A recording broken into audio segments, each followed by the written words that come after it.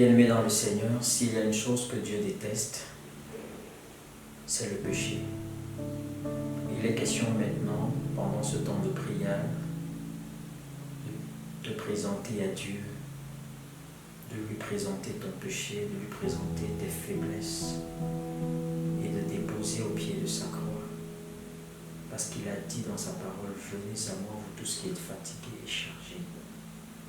Tant que tu ne prends pas conscience de cette misère dans laquelle est-ce que tu es, il t'est difficile de changer véritablement de vie. Je voudrais, Seigneur, ces internautes, qu'à cette occasion, d'une manière sincère, tu puisses parler à Dieu de ton péché, de tes faiblesses, de tes difficultés à satisfaire les attentes de Dieu. Dis à Dieu que tu reconnais que la vie dans laquelle est-ce que tu es engagé en ce moment est une vie remplie de péchés. Et commence à parler à Dieu de tes péchés.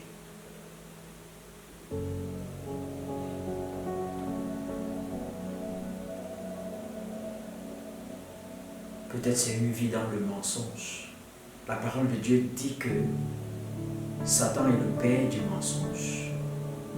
Et si tu mens, en réalité tu es dans une situation qui conforte Satan.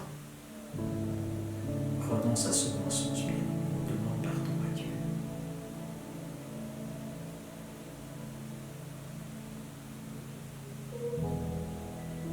Peut-être même c'est le vol. Et le vol peut être perçu à plusieurs niveaux.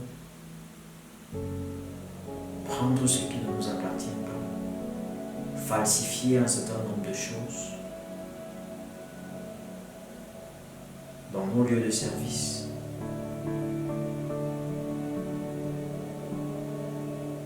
Implore la grâce de Dieu.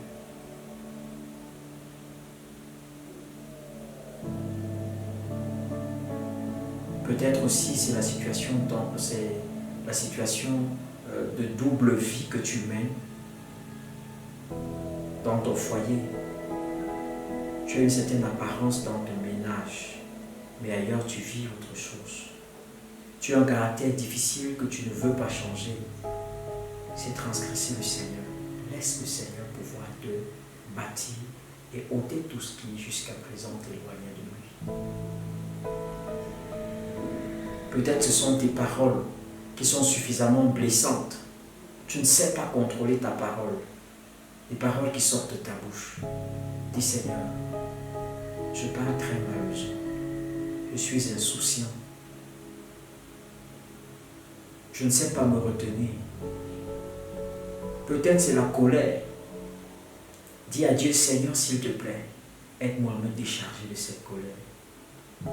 Aide-moi, Seigneur, à mieux gérer cette situation dans ma vie.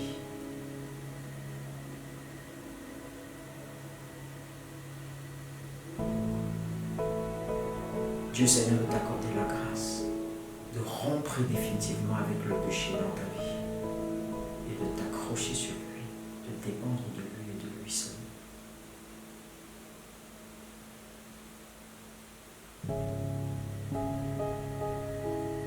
Bien-aimé, confesse ta négligence vis-à-vis de la parole de Dieu.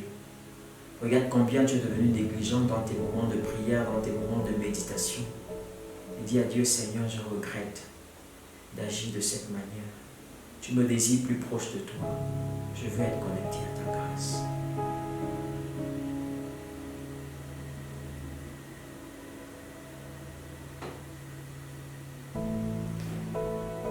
Seigneur, tu es fidèle. Et aujourd'hui, ta parole est claire quand elle nous dit que celui qui pêche est du diable. Seigneur, nous voulons véritablement nous abandonner à toi et nous détacher, Père éternel, de tout ce qui lui donne accès dans notre vie. S'il te plaît, Seigneur, accorde le pardon. Pendant que les bien-aimés te présentent leur péché, donne la force pour communiquer ton Saint-Esprit pour pouvoir surmonter ce péché. Seigneur, tu vois ce que Satan utilisait comme ruse pour les tenir captifs. Et la bonne nouvelle, c'est que Jésus est venu pour nous donner la victoire sur le péché. S'il te plaît, Seigneur, accorde-nous ta grâce.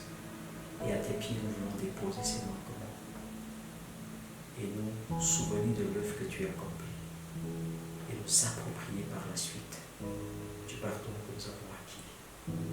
Merci, Seigneur, de nous exaucer. Au nom de Jésus-Christ. Amen. Soyez abondamment bénis.